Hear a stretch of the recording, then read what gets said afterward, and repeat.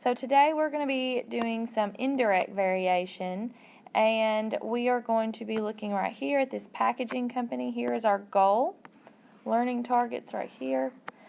So yesterday we did direct, today we'll do indirect and talk about the differences.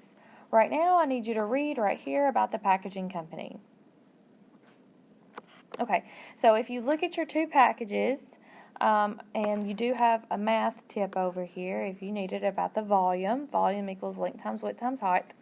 And let's talk about what your dimensions could be. So it says the volume has to be 400, but what are all of the different types that you could have? The height is 10. What does the volume have to be? So 10 times what, right? So let's look. Both of them are 10, as you can see, but they're different sizes. So number one, I want you to fill in the table. All right, now that you have filled in the table, I want you to check that and then also make sure that you have graphed it. And we're going to talk about the relationships now. So if you were to connect the dots or whatever, you could kind of see the shape of this. Oh, I forgot one. I forgot this 140 way up here. And they're not just perfect, but guesstimation's there. All right, so now let's go to number 2. How are the lengths and widths in item 1 related? Write the equation that shows that relationship. So, if you look at the length and you look at the width, what do you notice about every single one? What is the relationship?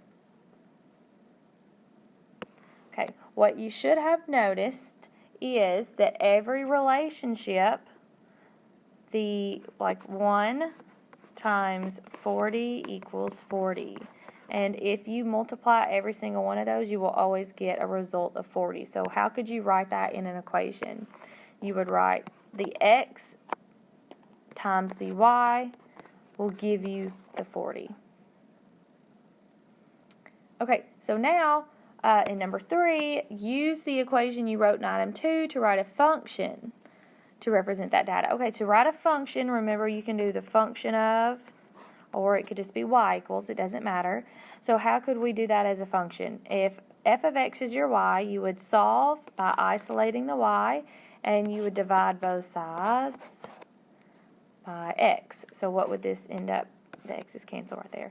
So it would be 40 over x is what it should look like.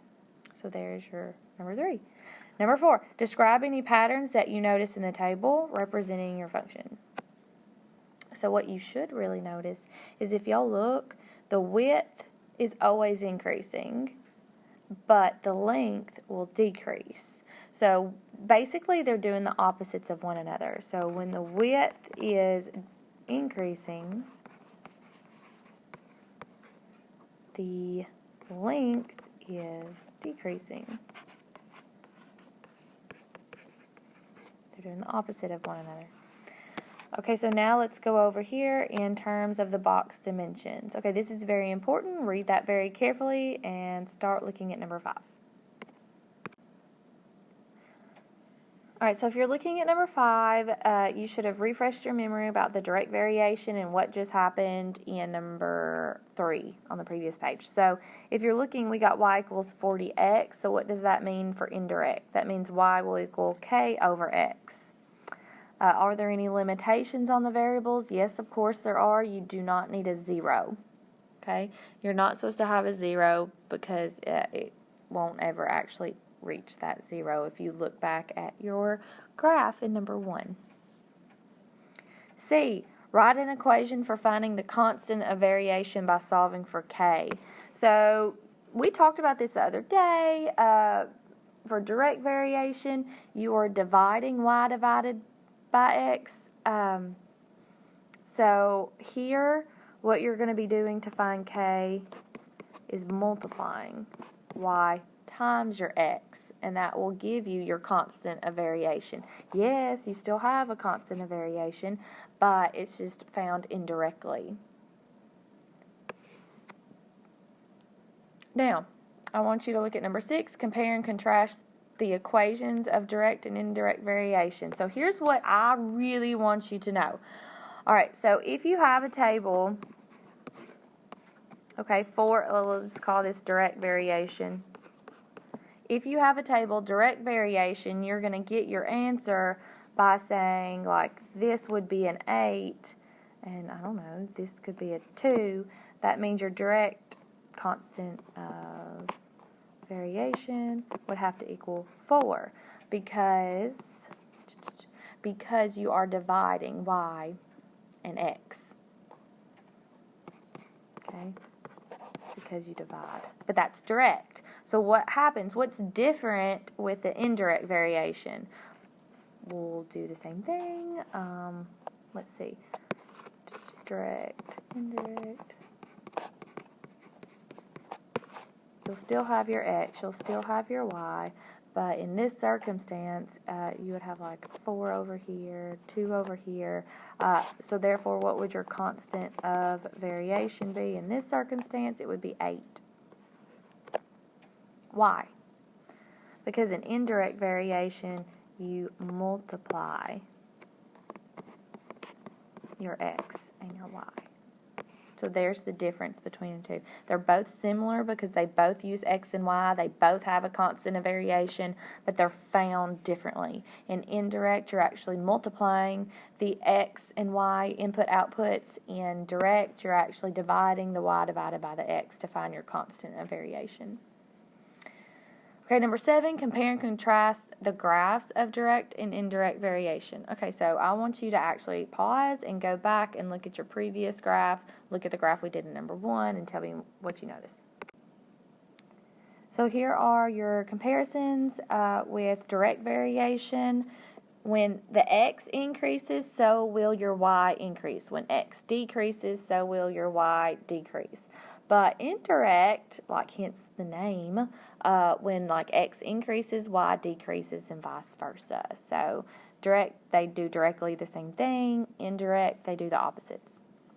Number 8, use your function in item 3 to determine the following measurements. Okay, so number 8, A, find the length of the box whose width is 80 inches, and then B, find the length of a box whose width is 0.4 inches. Okay, solve that, and then we'll check.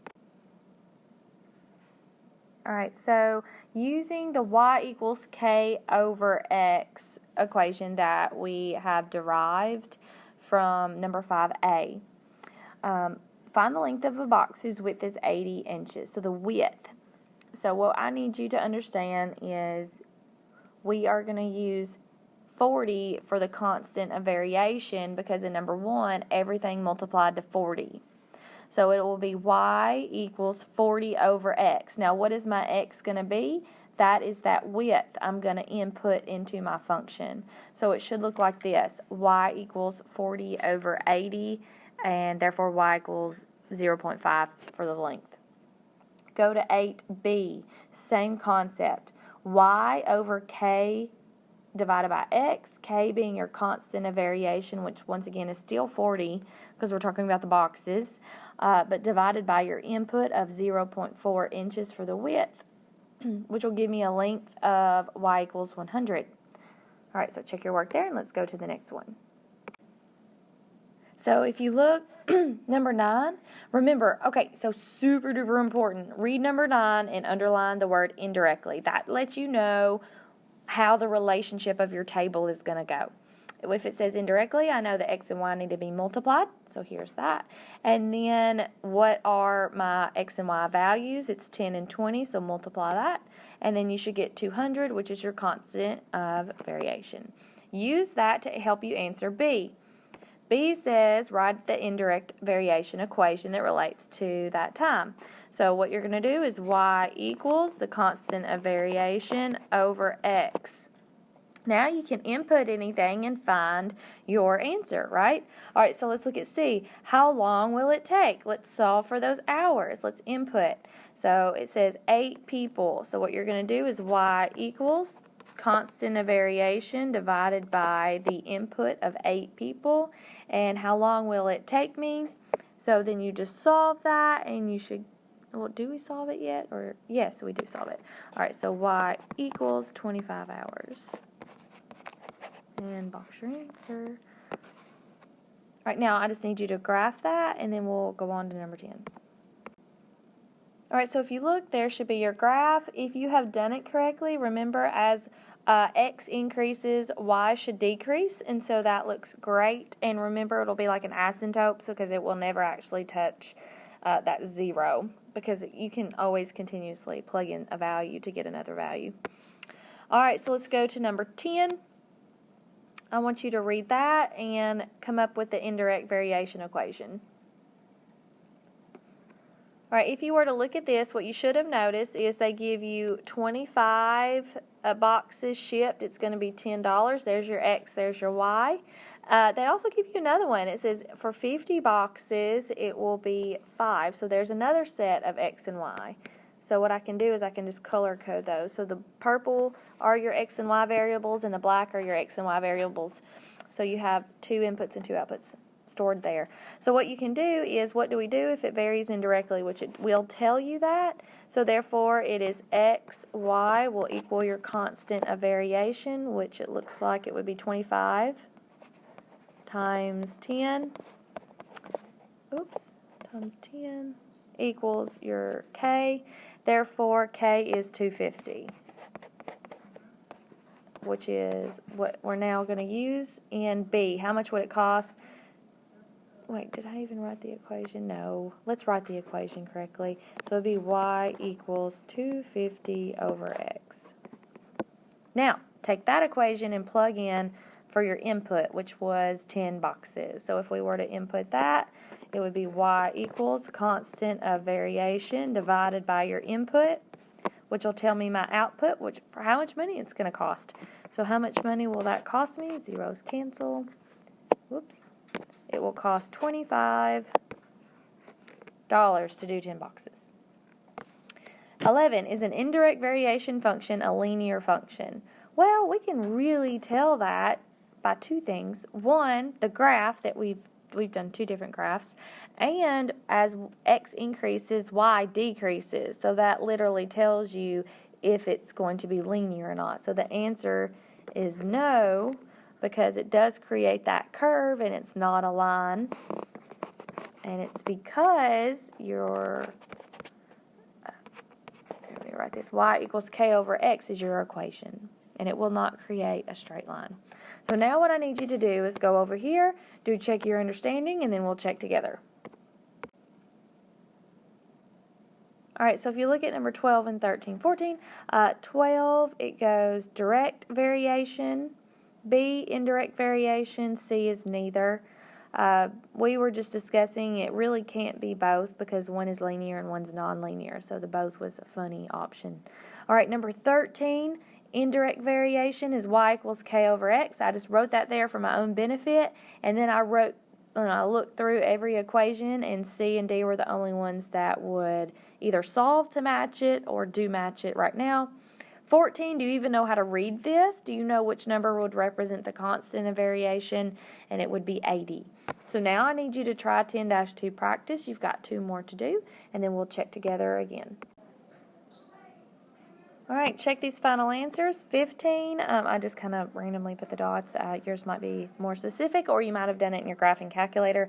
But yes, these are, because they curve, they never touch. There are 2 of them, yes.